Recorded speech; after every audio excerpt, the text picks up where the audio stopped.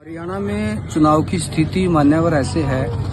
जब चुनाव शुरू हुआ था तो मुकाबला लगता था कि कांग्रेस वर्सेस बीजेपी है, लेकिन ऐसा नहीं हुआ। मुकाबला कहीं नजर नहीं आया और बीजेपी 50 से ज्यादा सीटें जीतेगी। कारण इसका ये है क्योंकि कांग्रेस ने लोकसभा चुनाव के मद्देनजर रखते हुए उस उम्मीद पे चुनाव लड़ा है। कांग्रेस को नुकसान इस बात का हुआ है कि कांग्रेस के साथी किसान आंदोलनकारी और उससे पहले जाट आरक्षण में जो नेता लोग थे वो सब कांग्रेस से ये उम्मीद रखते थे कि कांग्रेस हमें 2024 के चुनाव में भागीदारी देगी, 8 टिकटें 10 टिकटें वो हमें देगी। लेकिन कांग्रेस ने ऐसा नहीं किया। जो अंदर खाते उनका समझौता था, कांग्रेस उस पर खरी नहीं उतरी। इसलिए 35 सीटों पे कांग्रेस को नुकसान पहुंचाने के लिए किसान नेता और जाट आरक्षण नेता चुनाव लड़ रहे हैं।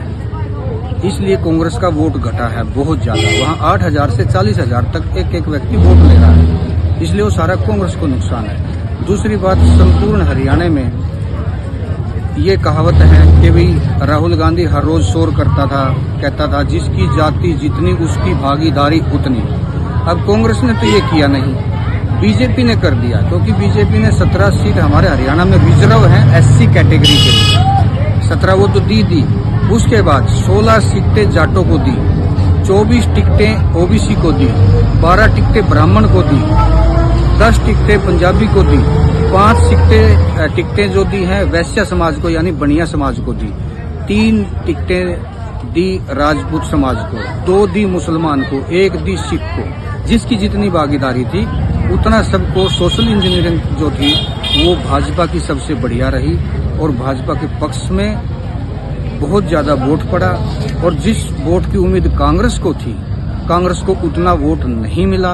कांग्रेस को लोकसभा चुनाव में जिस बड़े समाज पे वो चाह रही थी, उस बड़े समाज ने भी कांग्रेस की बजाय बीजेपी को अच्छा वोट किया है, बहुत अच्छा सहयोग किया है। तो बीजेपी किसी जातिवादी की राजनीति में ना फंस के सर्व कल्याण के लिए, सर्व समाज के लिए, 36 बिरादरी के लिए काम करने वाली पार्टी है। और बहुत ही कम समय में हमारे नए मुख्यमंत्री नायब सिंह सैनी जी ने जो करके दिखाया है वो एक मिसाल है। ये सभी सारे कारण जुड़ते हैं जीत की ओर। इसलिए बीजेपी यहाँ अवश्य जीतेगी, उसको किसी सहयोगी की जरूरत नहीं पड़ेगी, उसका पूर्ण बहुमत आएगा। 2014 से भी ज्यादा सीटें बीजेपी जीतेगी। ये मेरा मानना भी है और ये मेरा आंकलन भी है और ये सत्य भी होगा। 8 तारीख को आप देख लेना।